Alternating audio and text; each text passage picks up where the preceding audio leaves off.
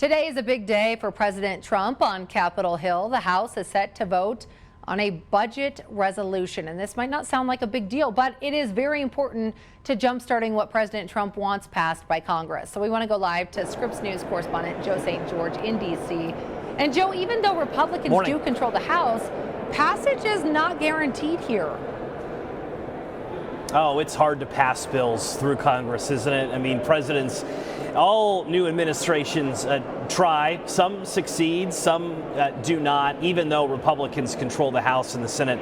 They've got to figure out that magic number of getting their own members to move in one direction. And in the House of Representatives in particular, that can be a challenge. More on that in just a moment. First, let's just talk about why this matters, right? I recognize the fact you hear the words budget resolution vote on a morning show. It may sound like something very inside or Washington, but this matters because if you're somebody who voted for President Trump, or maybe you didn't vote for, but you're certainly following it, let's say no taxes on tips for service workers, reduced taxes or no taxes for Social Security recipients, a big deal for retirees. These were big campaign promises of President Trump. Well, in order to enact that, the president can't do it on his own. The president needs the House and the Senate to send what President Trump likes to call one big, beautiful bill. You see, the strategy Republicans are adopting here in Washington is we're not going to get an immigration bill, we're not going to get an energy bill, we're not going to get a tax bill, we're going to get one bill.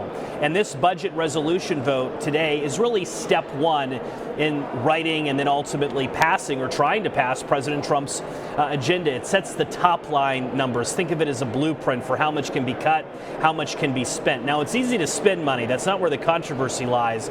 The controversy lies in what programs are getting cut to offset that, because you have some fiscal conservatives who are saying we're not going to vote for something unless you make changes to federal spending. You have other more moderate members of the Republican conference who are saying, okay, we like the idea of cutting, but you better not touch Medicaid. We're hearing a lot from our constituents. So we'll see if Speaker Mike Johnson has the votes to move this forward. Nothing is ever easy on Capitol Hill.